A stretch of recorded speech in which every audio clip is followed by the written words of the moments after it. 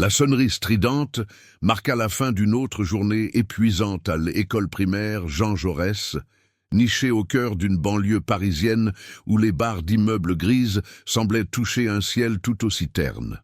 L'air à l'intérieur du bâtiment était lourd, un mélange familier d'odeurs de craie, de sueur enfantine et du désinfectant bon marché utilisé pour nettoyer les sols en linoléum usé.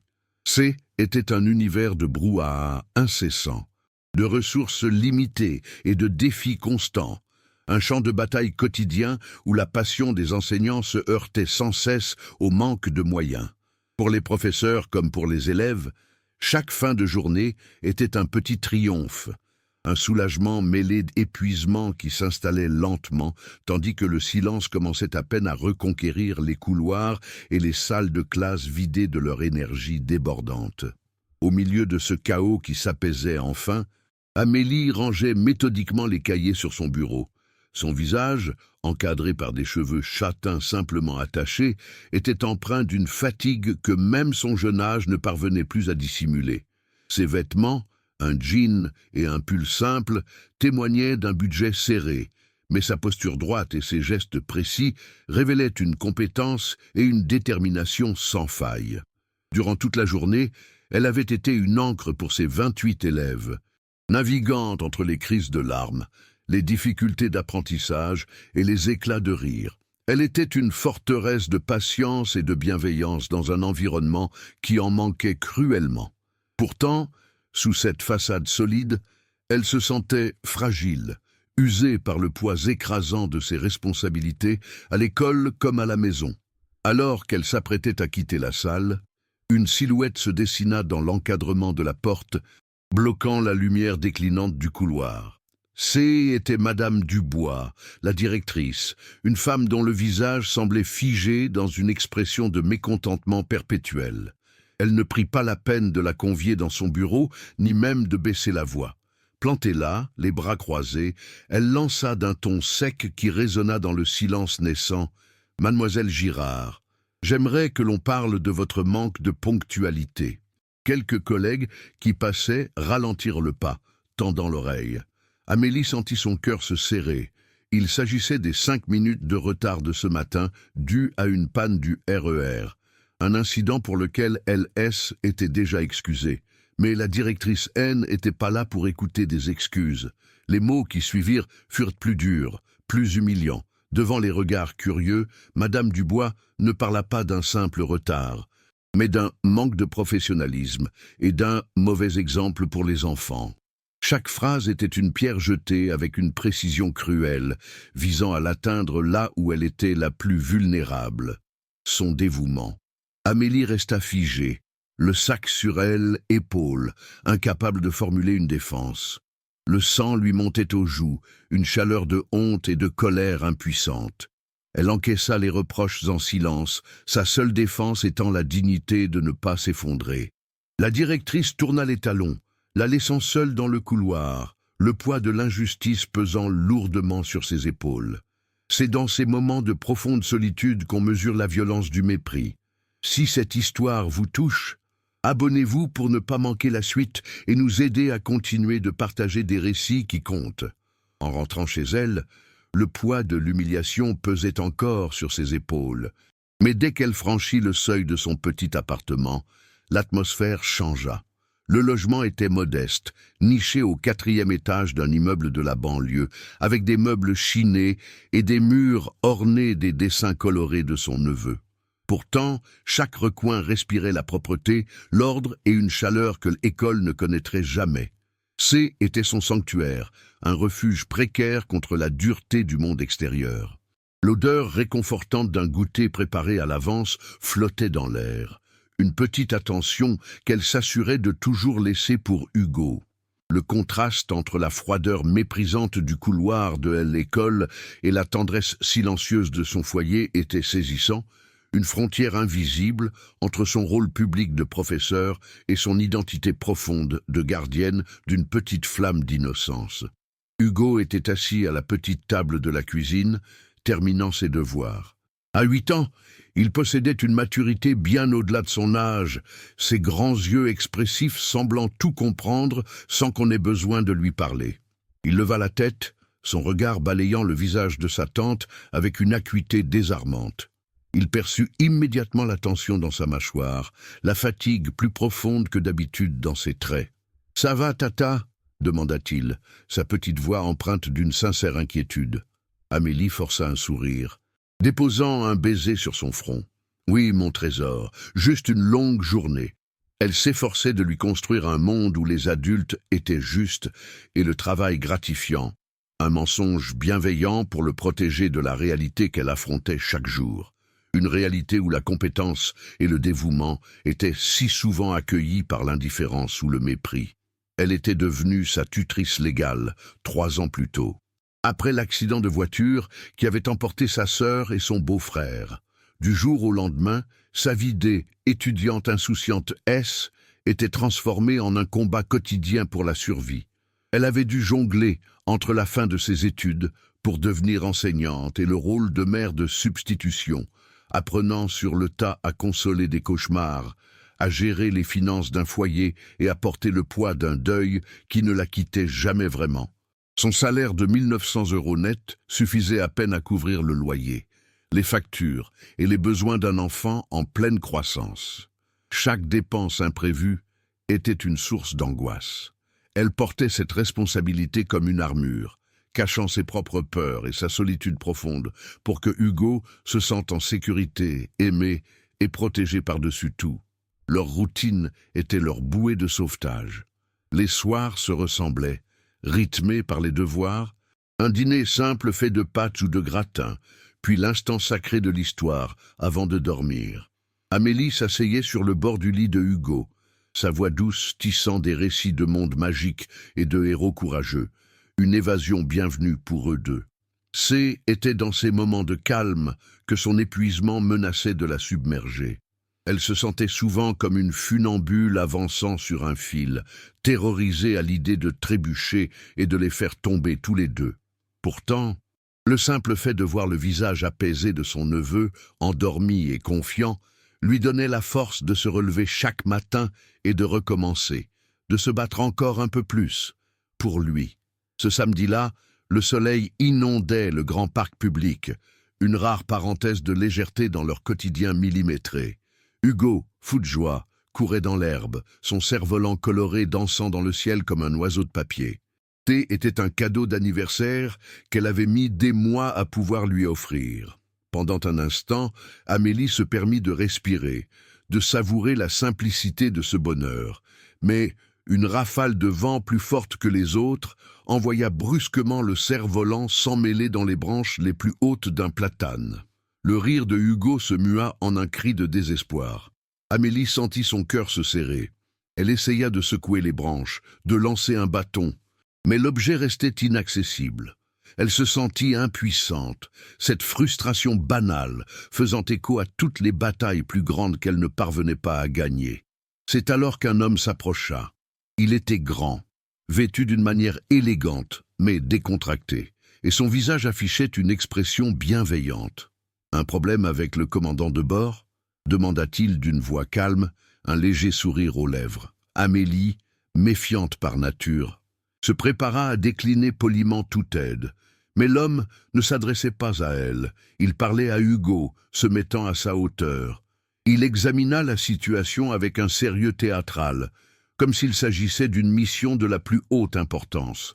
Il ne voyait pas un jouet coincé, mais le chagrin d'un petit garçon, et il le traitait avec un respect qui toucha à Amélie en plein cœur. Cet homme, Antoine, semblait comprendre sans un mot la gravité de ce petit drame enfantin. Avec une agilité surprenante, Antoine grimpa sur les premières branches de l'arbre et, à l'aide d'une autre branche plus longue, parvint à libérer délicatement le cerf-volant. Il le tendit à Hugo, dont le visage s'illumina d'un soulagement radieux. Mais ce qui désarma complètement Amélie fut la suite. Antoine ne se contenta pas de repartir après son acte de bravoure. Il resta, s'assit avec eux sur l'herbe et parla à Hugo de ses propres souvenirs de cerf-volant. Il écoutait l'enfant avec une attention totale, validant ses émotions, le faisant rire. Pour la première fois depuis des années, Amélie se sentit simplement spectatrice, observant quelqu'un d'autre prendre soin, même brièvement, de la personne la plus importante de sa vie. Était une sensation étrange, un mélange de gratitude et de vulnérabilité. La conversation s'engagea naturellement. Antoine leur offrit une glace. Et tout en marchant, il posa des questions à Amélie sur son métier, sur Hugo. Il n'y avait aucune trace de pitié ou de condescendance dans son ton, seulement un intérêt sincère. Il complimenta, l'éducation et la politesse de Hugo, un éloge qui alla droit au cœur d'Amélie, car était le fruit de tous ses efforts silencieux.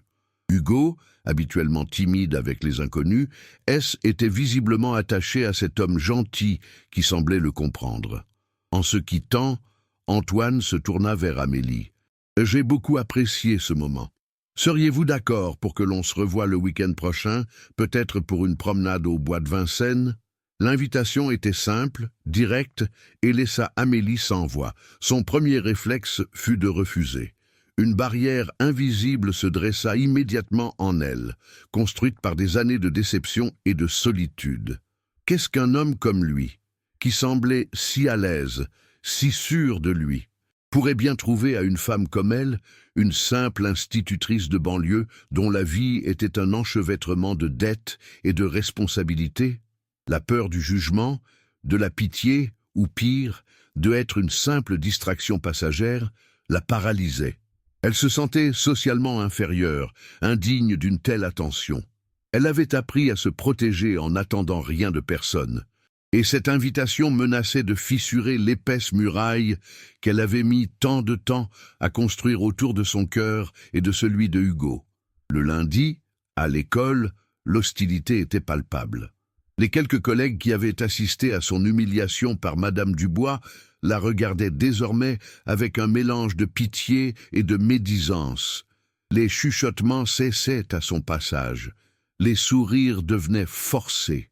On lui reprochait tacitement d'avoir attiré l'attention, d'avoir perturbé le fragile équilibre de la salle des profs. Ses regards en disaient long, la peignant comme une victime faible ou une rebelle incompétente. Cette injustice sournoise était presque plus difficile à supporter que la confrontation directe. Il est si épuisant de devoir constamment se justifier quand on ne fait que son devoir. Si vous aussi, vous trouvez que ces combats méritent d'être racontés, votre abonnement nous donne la force de continuer à leur donner une voix. Ce soir-là, en regardant Hugo dessiner à la table de la cuisine, Amélie prit sa décision. Le garçon était concentré, mais elle voyait dans sa posture une solitude qu'elle connaissait trop bien. Il lui manquait une présence masculine, un modèle, une figure qui ne soit pas constamment épuisée par les soucis du quotidien. L'invitation d'Antoine n'était peut-être pas pour elle, mais pour lui. Était une chance pour Hugo de passer quelques heures de pure insouciance, de se sentir important aux yeux d'un autre adulte. Elle ne pouvait pas lui refuser cela par peur pour elle-même. Son rôle était de lui ouvrir des portes, pas de l'enfermer dans sa propre cage de méfiance. Le courage, parfois, c'est d'accepter un peu de lumière pour ceux qu'on aime, même si on craint de s'y brûler. Avec des doigts tremblants, elle prit son téléphone et envoya un court message à Antoine pour accepter son invitation. La réponse fut presque instantanée. Un simple « formidable »,« j'ai hâte », qui la fit à la fois sourire et paniquer. Une vague d'espoir fragile, mêlée à une terreur profonde, la submergea. Elle venait de faire un pas en dehors du chemin sûr et solitaire qu'elle s'était tracé. Elle ne savait pas où cela l'amènerait, si elle se dirigeait vers un bonheur inattendu ou une nouvelle blessure. Mais en regardant le sourire de Hugo, qui avait levé les yeux de son dessin pour la regarder, elle sut qu'elle avait pris la bonne décision. Pour lui, elle était prête à affronter l'inconnu. L'humiliation de trop arriva un mardi après-midi, sous la forme d'une note de service affichée en salle des professeurs. Madame Dubois, sans jamais la nommer directement, y fustigeait le laxisme de certains enseignants face au retard, une allusion transparente qui brûla Amélie comme un fer rouge. Chaque mot semblait calculé pour l'isoler, pour la peindre comme l'unique source de désordre dans un système par ailleurs parfait. Ce fut la goutte d'eau. Une colère froide et décisive monta en elle. Elle ne dit rien, ne se plaignit pas. Elle retourna dans sa classe, termina sa journée avec le même dévouement. Puis, une fois les enfants partis, elle rédigea une lettre de démission concise et la déposa sur le bureau de la directrice. En quittant l'école ce soir-là, elle ne ressentit ni soulagement ni triomphe, seulement le vide immense de l'incertitude et la peur viscérale d'avoir tout sacrifié sur l'autel de sa propre dignité. Ce soir-là, Antoine la trouva effondrée sur son canapé, le visage enfoui dans ses mains. Il n'eut pas besoin de poser de questions. La posture d'Amélie, recroquevillée sur elle-même, disait tout de sa défaite. Pour la première fois, le barrage qu'elle avait érigé autour de ses peurs céda complètement. Les mots se déversèrent dans un flot incontrôlable, un mélange de larmes et de phrases hachées. Elle lui raconta l'humiliation, sa démission, mais surtout, elle lui confia sa terreur la plus profonde, celle qu'elle n'avait jamais osé formuler à voix haute, sa peur de ne pas être à la hauteur pour Hugo, de le priver d'un avenir stable, d'être un échec en tant que seule famille qui lui restait. Elle se sentait nue, exposée, certaine qu'il verrait en elle non pas une femme forte, mais une imposture sur le point de s'écrouler. Antoinelle écouta sans l'interrompre, son silence empli d'une empathie qui était un baume sur ses plaies. Quand elle eut fini, épuisée, il ne lui offrit pas de solution facile ni de promesse vide. Il lui prit doucement la main et dit simplement « Viens avec moi ». Il la conduisit dehors, dans l'air frais de la nuit, qui contrastait avec l'atmosphère étouffante de l'appartement. Ils marchèrent jusqu'au bout de la rue où une petite voiture citadine, une Peugeot 208 d'un bleu discret, était garée sous un lampadaire. Elle était neuve, simple, mais elle brillait d'une promesse silencieuse. Amélie le regarda, confuse, ne comprenant pas où il voulait en venir. Elle ne voyait qu'une voiture, un objet étranger, à sa réalité faite de transports en commun et de budgets serrés. Il se tourna vers elle, son regard grave et tendre. Il sortit une clé de sa poche et la plaça dans la paume de la main d'Amélie. « Ceci n'est pas un cadeau pour t'acheter, Amélie, » commença-t-il d'une voix douce mais ferme. « C'est un outil. C'est la liberté de chercher un travail qui te respecte, où que ce soit. C'est la sécurité pour emmener Hugo chez le médecin en urgence sans dépendre de personne. C'est la fin des courses sous la pluie. C'est ma façon de te dire que je n'investis pas dans une voiture. J'investis en nous, en notre famille. » Chaque mot démantelait une à une les briques du mur qu'elle avait bâti autour de son cœur. La clé dans sa main semblait peser une tonne, chargée de tout ce qu'elle n'avait jamais osé espérer. Les larmes qui coulèrent sur ses joues n'étaient plus celles du désespoir, mais celles d'une libération totale. Elle ne pleurait pas pour la voiture, mais pour la reconnaissance qu'elle symbolisait. Pour la première fois depuis des années, quelqu'un ne voyait pas en elle un fardeau ou une responsabilité, mais une partenaire digne d'être soutenue. Elle comprit à cet instant que l'amour d'Antoine N n'était pas un refuge précaire, mais une fondation solide sur laquelle elle pouvait enfin se permettre de reconstruire. Elle laissa tomber sa tête contre son épaule, le poids de sa solitude s'évaporant enfin dans la nuit. Ils en étaient plus deux individus se découvrant, mais les architectes d'un avenir commun. Ce soir-là, au pied d'un immeuble de banlieue, une famille venait de naître, unie non par le sang, mais par un engagement silencieux et inconditionnel. Le mariage d'Amélie et d'Antoine ne fut pas une grande cérémonie fastueuse, mais un rassemblement intime dans la petite mairie de leur arrondissement, entouré de quelques amis et des collègues du nouveau travail d'Antoine. Le véritable éclat de la journée ne venait pas des décorations, mais du sourire radieux de Hugo, impeccable dans son petit costume, qui portait les alliances sur un coussin de velours avec une solennité touchante. Pour la première fois depuis des années, le visage d'Amélie était totalement dépourvu de cette tension qui le marquait habituellement. Elle rayonnait d'une paix profonde, d'une joie tranquille. En glissant l'anneau au doigt d'Antoine, elle ne scellait pas seulement une union, elle fermait la porte sur une vie de solitude et de combat permanent. Elle acceptait enfin qu'elle méritait ce bonheur, qu'elle avait le droit d'être soutenue et aimée sans condition. Antoine, à ses côtés, la regardait avec une admiration qui disait tout. Il n'épousait pas une femme à sauver, mais une partenaire dont il admirait la force et la résilience. La justice d'Amélie ne prit pas la forme d'une vengeance contre Madame Dubois ou l'ancien système qui l'avait broyée. Sa victoire fut bien plus silencieuse, constructive et durable. Avec le soutien financier et logistique d'Antoine, elle utilisa son expérience et sa passion pour l'enseignement afin de créer quelque chose de nouveau. Dans son propre quartier, à quelques rues de son ancien appartement, elle ouvrit un petit centre de soutien scolaire baptisé l'Envol. Ce N n'était pas une entreprise lucrative, mais une mission. Le centre accueillait les enfants des familles modestes, ceux qui, comme ses anciens élèves, risquaient d'être laissés pour compte par un système surchargé. L'endroit était chaleureux, rempli de livres, de jeux éducatifs et de l'énergie positive d'Amélie. Elle y enseignait non seulement les mathématiques et le français, mais aussi la confiance en soi, prouvant chaque jour que la dignité et le respect étaient les plus puissants outils pédagogiques. Leur vie de famille s'installa dans une routine douce et équilibrée. Antoine se révéla être la figure paternelle dont Hugo avait tant besoin. Il ne chercha jamais à remplacer son père, mais il devint un guide, un confident et un complice de jeu. Il l'aidait à construire des maquettes complexes, l'emmenait voir des matchs de football et, surtout, il l'écoutait avec une attention totale, validant ses pensées et ses rêves.